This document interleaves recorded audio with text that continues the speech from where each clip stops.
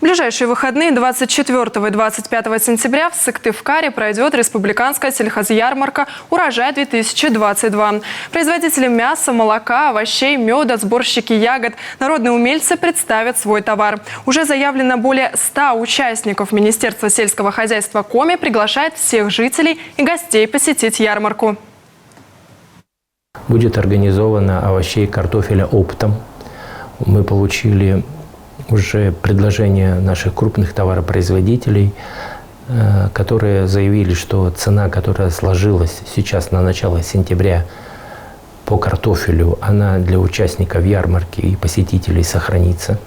Они не предполагают эту цену изменить. Вот сегодня мы знаем, что картофель будет приложен по цене 20-25 рублей за килограмм.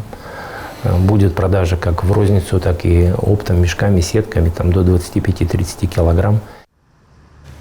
В этом году у крупных предприятий региона рекордный урожай картофеля. А в частных подворьях и небольших хозяйствах клубней мало. В Минсельхозе это связывают с тем, что не все решились обновить семенной фонд. Те, кто закупил весной новые сорта, получили хороший урожай. И это несмотря на сухое и жаркое лето.